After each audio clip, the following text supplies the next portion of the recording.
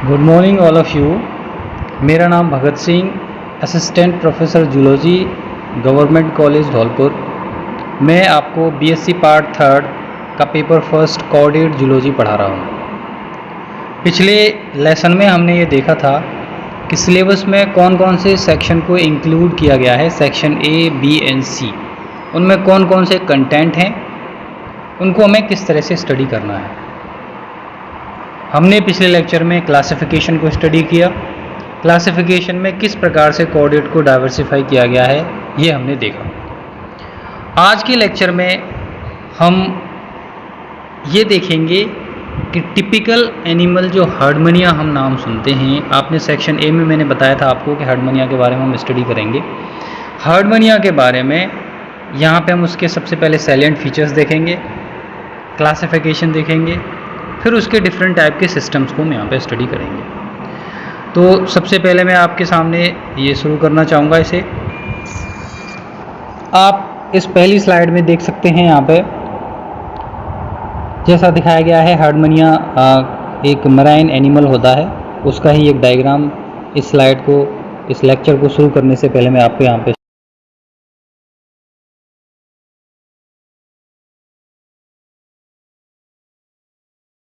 है यूरोकॉर्डेटा। उसका जो सब फाइलम है वो है यूरोकॉर्डेटा। यूरोकॉर्डेटा का बेसिक जो कैरेक्टर होता है वो होता है कि उनमें जो कॉर्डेट होती है वो लार्वल स्टेज में टेल रीजन में पाई जाएगी। देन क्लास एसिडिएसी, सब क्लास प्लूरोगोना, ऑर्डर स्टॉलिडोब्रैंकिया एंड जीनस हार्डमनिया, लेफली 1888। ये पूरा क्लासिफिकेशन था। मैं आपको हार्डमनिया शुरू करने से पहले मैं बता दूं कि ये एसिडियन में आता है।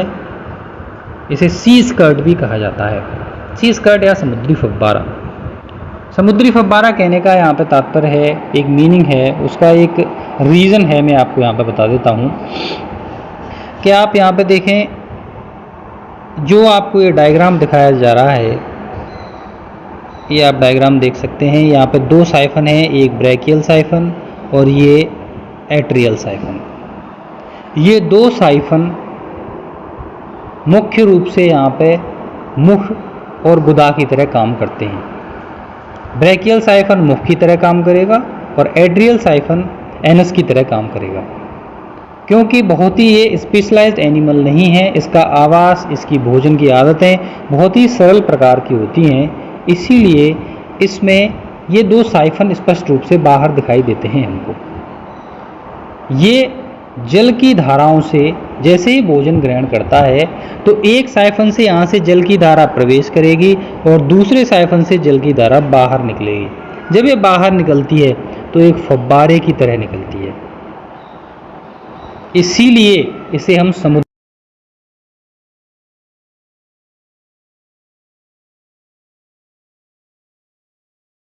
सिलियरी फीडर होता है, टेंटिकल्स होते हैं इसमें, वो सीप की तरह काम करते हैं, कह सकते हैं छलनी की तरह काम करते हैं, इसीलिए इसे सी स्कर्ट भी हम यहाँ पे कह देते हैं।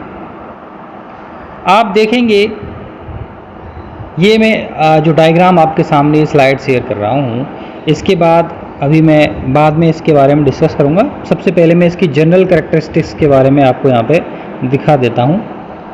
आप देख सकते हैं, इंट्रोडक्शन की बात आती है तो इसका habitat, inhabits rocky beds in the coastal water of Indian seas, sedentary ascidian, purse like body, pinkish with red patches. Rocky beds in coastal water of Indian seas, जो हमारे भारतीय समुद्र हैं उनमें जो कह सकते हैं हम, जो पथरीला धरातल होता है, वहाँ पे एक ये स्थानीय जंतु की तरह एक जगह पे स्थिर रूप में ये पाया जाता है। इसकी पूरी बॉडी एक पर्स लाइक होती है। आप दूर से इसे देखोगे तो आप नहीं पहचान पाओगे कि एनिमल है, पता नहीं क्या है ये। पिंकिश और रेड पैचेस के फॉर्म में इसमें इसकी बॉडी पाई जाती है। पूरे संसार में अगर ज्योग्राफिकल डिस्ट्रीब्यूशन की हम बात करते हैं तो वंश हार्डमनिया संसार भर में पाया जाता है। इसकी लगभग 12 जातियाँ ज्ञात हैं, लेकिन भारतीय समुद्रों में इसकी 4 जातियाँ मिलती हैं, जैसे हार्डमनिया पैलिडा, हार्डमनिया मॉरिशियाना, हार्डमनिया सिलोनिका एंड हार्डमनिया एनुरेंसिस। इनमें से जो पहली मैंने 2 जाति बताई आपको, हार्डमनिया पैलिडा मॉरिशियाना वो छिछले समुद्रों के जलों में पाई जाती है। स्वभाव और आवास में आपको बता ही रहा हूँ, पूर्ण रूप से समुद्रवासी जीव होता है समुद्र के किनारों पर।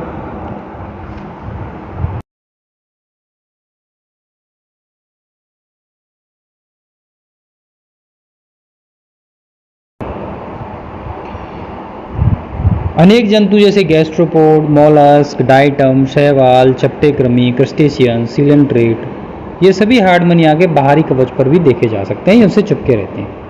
और इसके पोषण की बात करें तो ये सिलेरी फीडिंग की तरह काम करता है। इसका जो ये दोनों साइफन हैं यहाँ पे आप देख सकते हैं, ये वाले दोनों साइफन जो हैं एट्रियल साइफन और ब्रैकियल साइफन। एट्रियल साइफन के अंदर की ओर छोटे छोटे सिलिया पाए जाते हैं, ऐसे सिलिया पाए जाते हैं बहुत छोटे छोटे, लगभग जिनकी संख्या 64 तक हो सकती है। ये सिलिया जो होंगे वो जल की धारा जैसे ही अंदर प्रवेश करेगी तो उसे यहाँ पे छानने का काम करेंगे, इसे यहाँ पे छानेंगे। ये जल की धारा को यहाँ पे सीव लाइक कंडीशन बनाने के इसे छानने का काम करेंगे। जल यहाँ से प्रवेश करेगा, भोज्य पदार्थों को इसके फेरेंजियल रीजन में ट्रैप कर लिया जाएगा। यहाँ पे ये फेरेंजियल रीजन होता है ये वाला। यहाँ से जब जल दोबारा से बाहर निकलेगा तो एक फव्वारे की तरह प्रेशर की फॉर्म में वो बाहर निकलेगा, इसीलिए इसे हम सी स्कर्ट या समुद्री फव्वारा कह देते हैं। जंतु का शरीर जो होगा वो पार्श्वतः चपटा, आकार में आयताकार, रेक्टेंगुलर जिसे कहते हैं। सतह से संलग्न सिरा थोड़ा सकरा होगा, स्वतंत्र सिरा चौड़ा होता है। संपूर्ण जंतु एक बटुए या पर्स जैसी आकृति आलू के समान हो सकता है, पाया जाता है। पूरी संरचना की बात करें, इसकी शारीरिक संरचना की बनावट की बात करें तो हम यहाँ पर देखेंगे, आप देख सकते हैं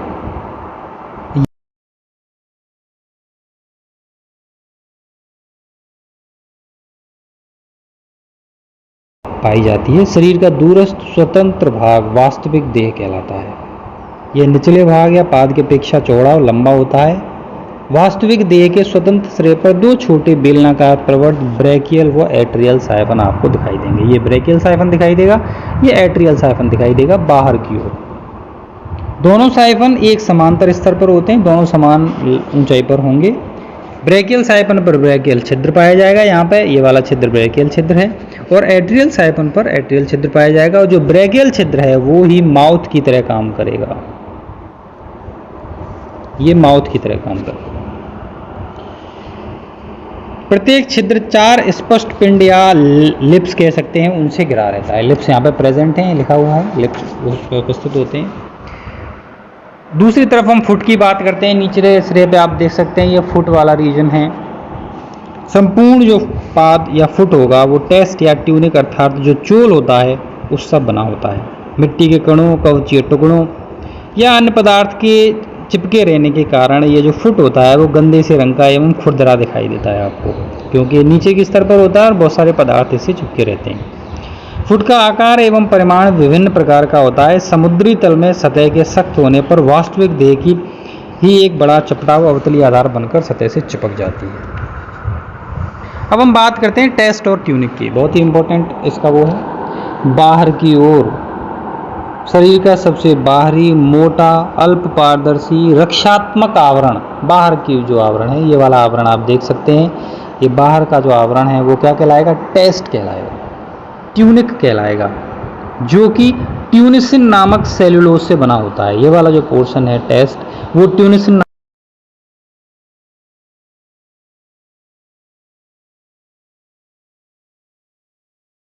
ट्यूनिकेटा कह देते हैं इनको।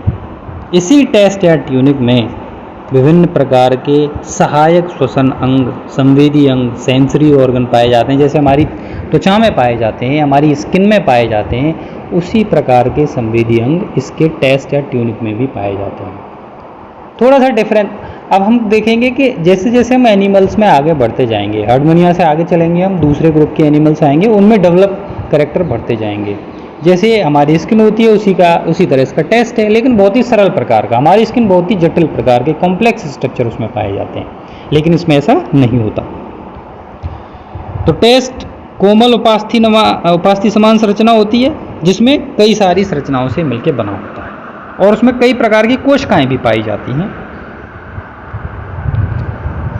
छोटी छोटी ब्लड सेल्स भी हो सकती हैं, सेंसरी सेल्स भी हो सकती हैं, नर्व सेल्स भी हो सकती हैं, कंटिकाएं भी हो सकती हैं जो शरीर का एक्सोस्केलेटन बनाती हैं, शरीर को रक्षा करती हैं। तो टेस्ट मुख्य रूप से सपोर्ट प्रदान करने का काम करेगा, चारों ओर रक्षात्मक आवरण बनाएगा। इसमें वेस्कुलर एम्पुली पाई जाएंगी जो कि श्वसन का कार्य करेंगी। नर्व सेल्स भी होंगी जो कि टैक्टाइल सेंस ऑर्गन की तरह काम करेंगे, बाहरी संवेदनाओं आघातों से जंतु को अवगत कराएंगे। ये था इसकी बेसिक संरचना, इसकी बॉडी। और इस पूरी टेस्ट का निर्माण मेंटल के द्वारा किया जाता है, उसके द्वारा इसे स्रावित किया जाता है ट्यूनिसन नामक कवच को। तो ये जो हमारा लेक्चर है, ये हमने जो बताया इसके बारे में, वो जर्नल कैरेक्टरिस्टिक्स हैं। हार्डमनिया के जो आउटर अपीयरेंस कैसी है उसके बारे में हम यहाँ पे पढ़ रहे हैं।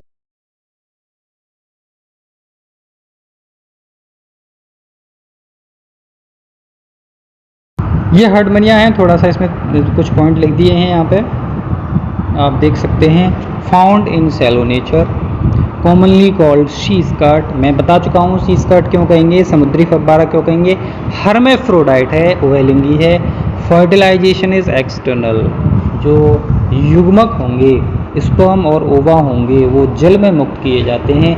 और जो इसमें फर्टिलाइजेशन होगा वो कैसा होगा, बाहरी होगा, लार्वल स्टेज पाई जाएगी। Basal part attach to it that is called the foot. मैंने बताया था अभी आपको, तो बेसल पार्ट डायग्राम में दिखाई दे रहा है, वो क्या कहलाता है, फुट कहलाता है। Size is about 9.5 centimetre long and 7 centimetre broad and 4 centimetre thick, pinkish in colour. ये सारे मैंने कैरेक्टर आपको बता दिए हैं। जर्नल अपीयरेंस जो हार्डमनिया की होती है वो कैसी होती है, इसके बारे में यहाँ पे बताया गया है। अगली स्लाइड में हम यहाँ पर डिस्कस करेंगे, आप देख सकते हैं बॉडी वॉल। अभी मैं बता रहा था बॉडी वॉल के बारे में आपको, ये देखिए। Body wall also called mantle, secret test and attach to it at atrial and branchial aperture. Mantle के द्वारा बॉडी वॉल को सिक्रेट किया जाएगा। एक ट्यूनिशन नामक पदार्थ होगा जो ट्यूनिकेट एनिमल्स में पाया जाता है। 3 लेयर्स पाई जाएंगी, outer epidermis, mesenchyme and inner epidermis. Coelom is absent. Pericardial cavity around the heart represent the coelom. तो इनमें स्पष्ट रूप से ऐसी कोई सीलोम नहीं पाई जाती, लेकिन सीलोम की तरह ही जो हार्ट होता है उसके चारों तरफ पेरिकॉर्डियल कैविटी होती है जो सीलोम का ही रूपांतरण या सीलोम को रिप्रेजेंट करती है। वो atrium is spacious ectoderm lined cavity.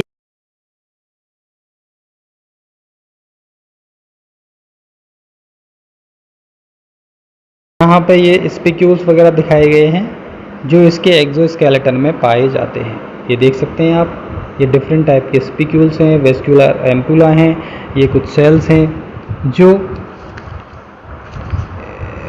कह सकते हैं हम बाहरी इसके जो स्केलेटन होता है उसमें ये पाए जाते हैं। ये नर्व सेल्स भी यहाँ पे पाई जाती हैं। नर्व सेल्स यहाँ पे देख सकते हैं, ये ईओसिनोफिल्स हैं, ब्लड सेल्स हैं, ये सभी इसके बाहरी आवरण या टेस्ट में पाए जाते हैं।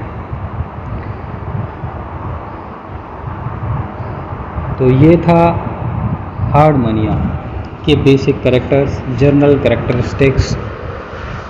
हमने कॉर्डेड जूलॉजी का जब से टॉपिक शुरू किया है, ये आज हम कह सकते हैं तीसरा लेक्चर है जिसमें हम बता रहे हैं। 2 लेक्चर्स इंट्रोडक्टरी रहे जिसमें पहले हमने कॉर्डेट के बारे में बताया, उनके बेसिक कैरेक्टर्स बताए।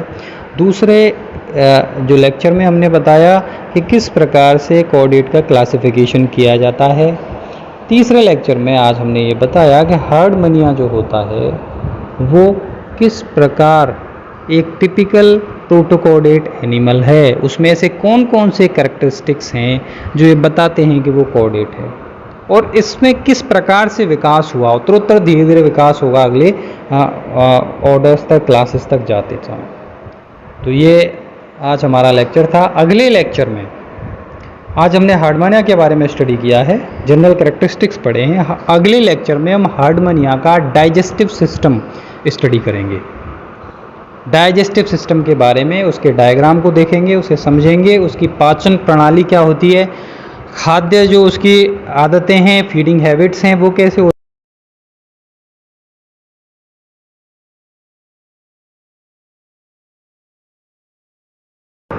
Thank you.